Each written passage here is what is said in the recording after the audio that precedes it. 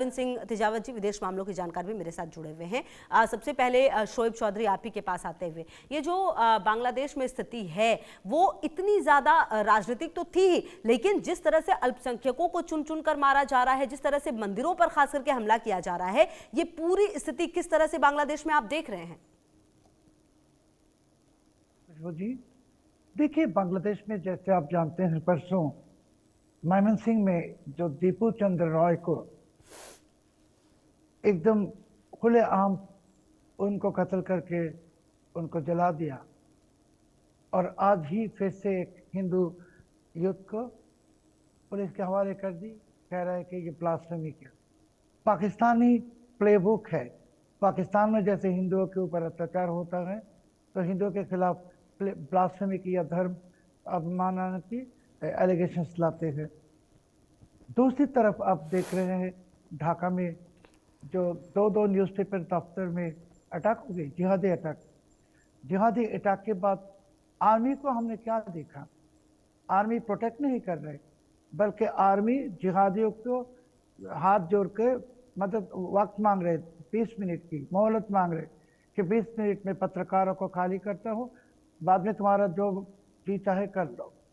ये अगर हालत है एक देश की, जिस देश के आर्मी जिहादियों के सामने हाथ जोड़ता है, जिस देश में जिहादी खुलेआम फॉरेन मिशंस में भारतीय हाई कमीशन में, भारत की डिप्टी हाई कमीशन में अटैक करता है, जिस देश में आज आप जानते हैं कि असमान हादी का जनाजा हुआ और इसी के बाद सड़कों में जिहादी आ गई, अलकायदा का फ्लैग लेके, इस्लामिक स्टेट के फ्लैग लेके, और नारा लगा रहे कि एक एक खूनी को पकड़ो और उसको कत्ल करो। तो ये जो हिंसा फैला रहे समाज में, और जिस तरीके से जिहादी और इस्लामी कट्टरपंथी धीरे धीरे इसके असली चेहरे, जो दानवीय चेहरा दिखा रहा है, और इसके साथ साथ जो हुकूमत है तानाशाही यूनुस की, ये चुप है, क्योंकि यूनुस की तानाशाही ये सब जिहादी और आतंकवादी को मदद दे रहा है पिछले 16 महीने तक। सब मिला के बांग्लादेश की जो आज की हालत है बिल्कुल ही पाकिस्तान जैसा है, क्योंकि बांग्लादेश के नहीं ही यूनुस की तानाशाही ने पाकिस्तान के साथ गले मिलाए, और पाकिस्तान के साथ जो गला मिलाता है, गले मिलाता है जो भी मुल्क, उसके लिए बर्बादी, और वही बर्बादी की आग अभी जल रहा है सारे बांग्लादेश में। बिल्कुल ठीक है सर, आप रहिए हमारे साथ। अरविंद सिंह तेजावत जी भी लगातार हमारे साथ जुड़े हुए हैं। अरविंद जी, जो ये बांग्लादेश की स्थिति है और बांग्लादेश के सर्कमस्टेंसेस पिछले कुछ समय में लगातार तमाम देशों के साथ बदले हैं, जो वहाँ पर अल्पसंख्यकों के साथ हो रहा है, क्या वो सोची समझी साजिश है, और क्या कुल मिलाकर वहाँ से अब आने वाले समय में क्या अल्पसंख्यक बिल्कुल खत्म हो जाएंगे? वो दौर चल रहा है क्या बांग्लादेश में? बिल्कुल सोची समझी साजिश का ही नतीजा है ये। और ये तो सच है कि जो हिंदू आबादी जो 25% हुआ करती थी बांग्लादेश में, वह गिरकर 8% हो गई है। तो इतनी कम आबादी हुई तो वो सारे हिंदू कहाँ गए हैं? वो तो उनको या तो मार दिया गया है हिंसा में, अलग अलग हिंसा में, या फिर कहीं ना कहीं वो माइग्रेट कर गए हैं या कन्वर्ट हो गए हैं। ये 3 वजह ही हो सकती है, उसके अलावा तो और कोई वजह हो नहीं सकती है। तो कुल मिला के अल्पसंख्यक आबादी में बहुत तेजी से गिरावट आई है, जो ये चिंता का विषय है। और यह भी बताता है कि बांग्लादेश है वो एक कट्टरपंथी पॉलिटिक्स के हवाले हो चुका है। यूनुस साहब जिनसे उम्मीद थी इतिहास को बदलने की, पर वो या तो बिल्कुल ही नकारा साबित हुए हैं, या फिर वो चाहते नहीं है कि बांग्लादेश में कोई विकास हो। तो ऐसे बिल्कुल ही अराजकता का माहौल पैदा हो जाना, और बिल्कुल ही वो जो एक सरकार की एक जो मिनिमम जो जिम्मेदारी होती है वो तक नहीं कर पा रहे हैं। सुरक्षा देना तो कम से कम मिनिमम जिम्मेदारी है ना किसी भी सरकार की। बाद में आगे डेवलपमेंट के प्रोजेक्ट वगैरह वो तो सब बहुत दूर की बातें हैं, पर वहां के नागरिकों को कम से कम सुरक्षा तो मिलनी चाहिए। वहां की सरकार वो भी नहीं कर पा रही है। ब्यूरोक्रेसी एकदम बिल्कुल डरी हुई है, पुलिस प्रशासन काम नहीं कर रहा है ठीक से, और ऐसे में जो लोकतांत्रिक तरीके से जो चुनाव होने चाहिए थे वो नहीं हो रहा है। जी और कट्टरपंथियों के हाथ की एकदम बिल्कुल ही वहां की जो सरकार है, वहां के जो राष्ट्राध्यक्ष है वो एकदम कठपुतली बने हुए हैं। और सबसे बड़ी बात यह कि ये चुनी हुई सरकार भी नहीं है।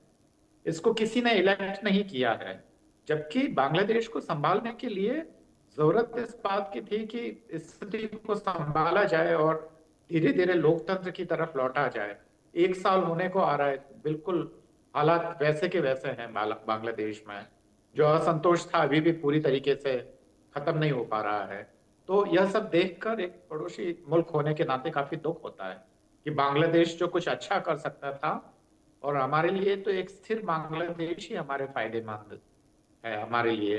तो काफी दुख की बात है खुशबू जी कि बांग्लादेश में ये सब कुछ जी हो रहा है और वो वापस वही राह पकड़ रहे हैं जो कि बर्बादी की राह है। जी ठीक है, आप रहिए हमारे साथ सर, और हम आगे भी बातचीत करेंगे लगातार। फिलहाल अपने दर्शकों को बता दें कि हमने कुछ सर्वे किया हुआ है, वो जरा अपने दर्शकों को बता दें, और फिर वापस शोएब चौधरी जी और अरविंद सिंह तेजावत जी का रुख करेंगे।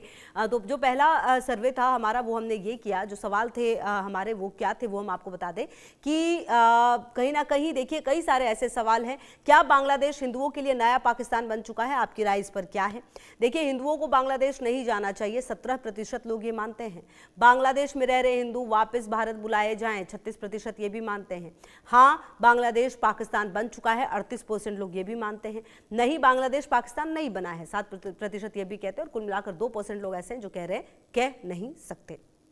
जो दूसरा सर्वे है वो क्या किया गया है? देखिए, बांग्लादेश में हिंदू मंदिरों और संपत्तियों पर हमले के पीछे राजनीतिक साजिश है। जो पहला ऑप्शन है, चीन के इशारे पर हिंदुओं पर जुल्म हो रहा है, 17% लोग इस ऑप्शन के साथ हैं।